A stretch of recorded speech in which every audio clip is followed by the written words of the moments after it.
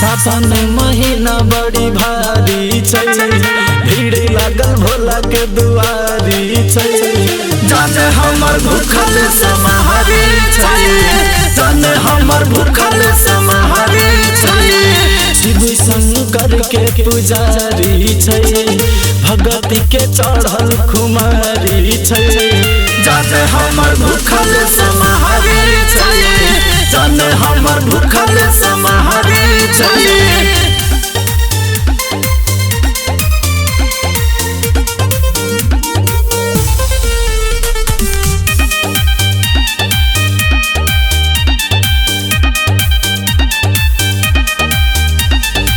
सुना हो भोला बाबा करे छिया बेनती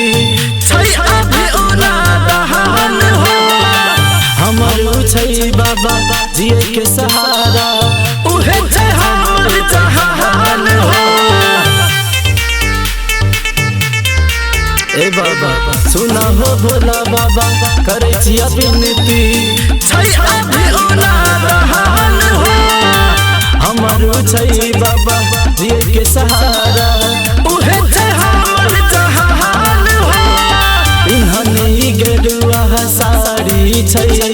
देव घर जाइल तैयारी जाने हमर भूखल समाहरी जाने हमर भूखल समाहरी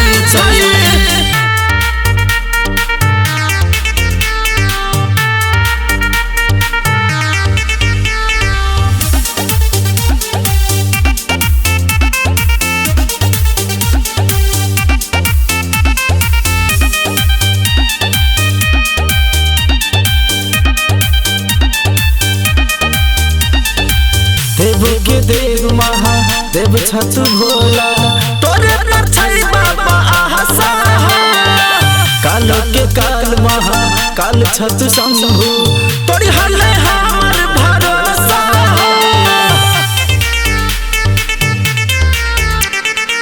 देव के देव महा देव छतु शंभु तोरे पर छै बाबा आशा काल के काल महा काल छतु शंभु तोरी हले हमर भरोसा